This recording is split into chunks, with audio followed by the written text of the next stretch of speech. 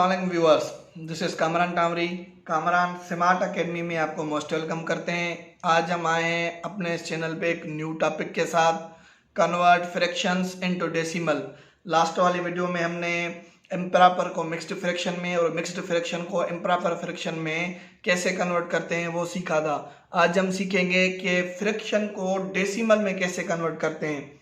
तो आए हम देखते हैं अपना फर्स्ट एग्जाम्पल।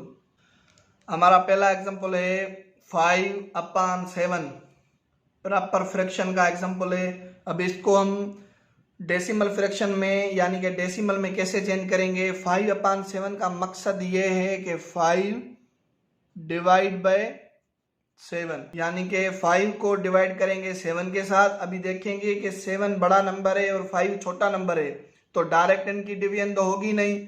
तो हमारे पास डिवीजन का रूल होता है कि हम क्या करते हैं कि एक पॉइंट लगा के इस नंबर के साथ हम 0 लगा देते हैं, तो ये क्या हो जाएगा 50 हो जाएगा। अभी देखेंगे कि 50 पे 7 की टेबल लग रही है, हाँ लग रही है, यानी कि 7 को किस नंबर से मल्टीप्लाई करेंगे तो 50 या 50 से कम आएगा 7 से। हमारे पास क्या आएगा 49।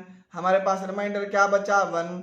अभी देखते हैं कि 1 पे 7 की टेबल लग रही नहीं लग रही। ऊपर पॉइंट दी हुई है तो हम नीचे 0 लगा सकते हैं, यानी कि अगर पॉइंट ऊपर लगी हुई हो तो आप रिक्वायरमेंट के हिसाब से एक 0 यूज कर सकते हैं। अभी देखेंगे कि 10 पे 7 की टेबल कितनी मरतबा लगेगी 1 टाइम, यानी कि 7। क्या बचेंगे हमारे पास 3। इसी तरह पॉइंट दी हुई है तो 0 एक बार हम यूज कर सकते हैं, यानी कि 4 टाइम्स क्या हो जाएगा 28। रिमाइंडर क्या बचेगा 2। इसी तरह ये नंबर चलता रहेगा।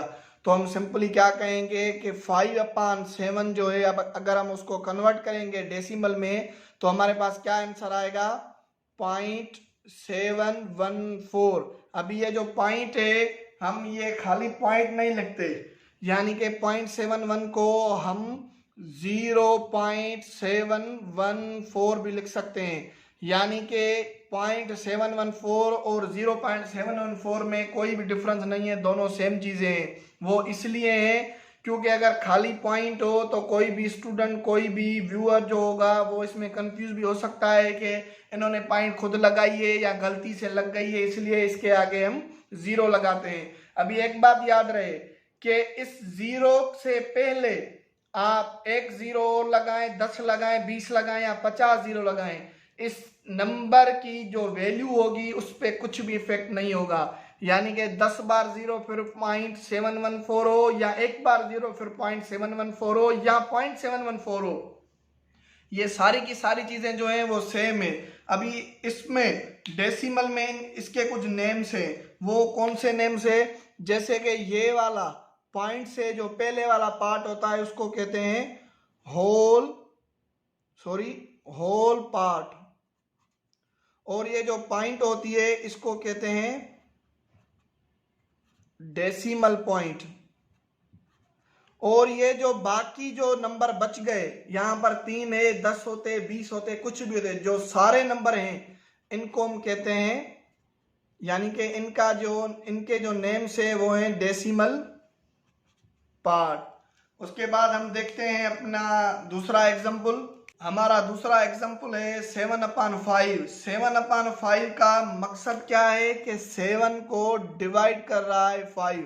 अभी देखेंगे कि 5 छोटा नंबर है, 7 जो है बड़ा नंबर है, यानी कि सिंपली 5 की टेबल 7 पे कितनी मरतबा लगेगी एक मरतबा, यानी कि 5 को 1 से तो 5 हो गया। हमारे पास रिमाइंडर क्या बचा 2 बचा। अभी 2 छोटा नंबर है, हम क्या करेंगे ऊपर एक पॉइंट लगा के नीचे 0 लगा देंगे।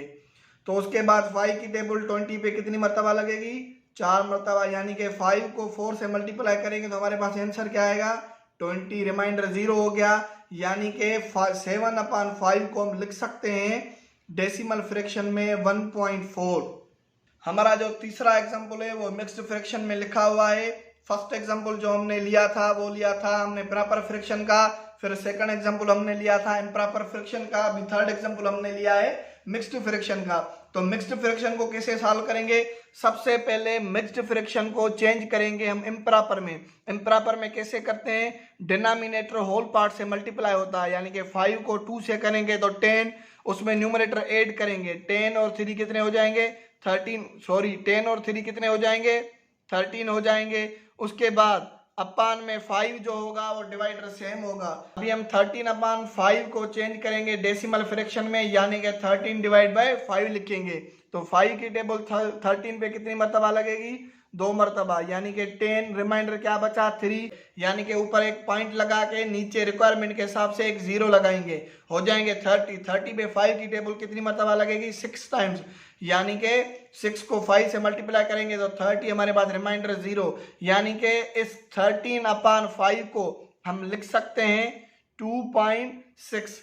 अभी ये आपका क्या हो गया डेसिमल फ्रैक्शन में चेंज हो गया। अभी हम क्या करते हैं एक और एग्जांपल लेते हैं। यहां पर हमने एग्जांपल नंबर 4 लिया है 1/100। 1/100 का मकसद ये है कि 1 को डिवाइड करेंगे किसके साथ 100 के साथ। अभी आप देखेंगे कि 1 जो है वो छोटा नंबर है, 100 जो है बड़ा नंबर है। अभी अब क्या करेंगे ऊपर एक पॉइंट लगा के रिक्वायरमेंट के हिसाब से एक 0 लगा देंगे। अभी देखेंगे कि हमारे पास अभी आया है 10, 100 फिर भी बड़ा है। अभी इस जगह पे हमें क्या एक और 0 की जरूरत है। तो याद रहे किसी भी स्टेप में अगर आप एक से ज्यादा बार 0 लगाएंगे तो आप उतने ही 0 ऊपर लगाते जाएंगे। यानी कि जब हमें एक बार 0 की नीड थी तो हमने क्या की एक पॉइंट लगा दी। अभी इसी जगह पे हमें एक और 0 की जरूरत है, तो यहां पर 0 लगाने से पहले हमें इस जगह पे एक 0 लगाना पड़ेगा, फिर यहां पे हम एक 0 लगा सकते हैं। अभी 100 पे 100 की टेबल 1 टाइम लगेगी, यानी कि रिमाइंडर 0। अभी हम क्या कहेंगे 1/100 को हम लिख सकते हैं 0.01 या 0.01। लास्ट एग्जांपल हम देखते हैं, उसके बाद इस टॉपिक को क्लोज करते हैं। एग्जांपल नंबर 5 हमने लिया है, इसमें कि 1005 डिवाइड बाय 1000। अब इसका मतलब क्या है कि 1005 को डिवाइड कर रहा है 1000। अभी देखेंगे कि 1000 की टेबल 1005 पे 1 टाइम लग रही है, यानी कि 1000 हमारे पास रिमाइंडर क्या बचा 5 रिमाइंडर बचा। अभी देखेंगे कि 5 छोटा नंबर है, 1000 की टेबल नहीं लग रही, तो अब क्या करेंगे एक पॉइंट लगा के एक 0 रिक्वायरमेंट के हिसाब से लेंगे। अभी ये होंगे 50, ये हो गया 1000, हमें एक और 0 चाहिए तो ऊपर एक और 0 लगाकर नीचे भी 0 लगाएंगे। अभी देखेंगे ये 500 है, ये 1000 है। अभी एक और 0 की हमें नीड है तो हम क्या करेंगे ऊपर एक 0 और लगाएंगे, नीचे एक 0 और हम रिक्वायरमेंट के हिसाब से ले लेंगे। उसके बाद देखेंगे कि ये हो गए 5000, ये हो गया 1000, यानी कि 1000 की टेबल 5000 पे कितनी मरतबा लगेगी 5 टाइम्स, यानी कि ये हो गया 5000। रिमाइंडर क्या बचा 0, तो ये वाला हमारा क्या हो गया आंसर हो गया। यानी कि इसको डेसिमल में हम चेंज करेंगे तो आंसर क्या आएगा 1.005। और व्यूअर्स मैं उम्मीद करता हूं कि आपको ये सारे के सारे जो एग्जांपल्स है वो समझ में आ गए होंगे। आज के लिए अल्लाह हाफिज, मिलते हैं अगली वीडियो में।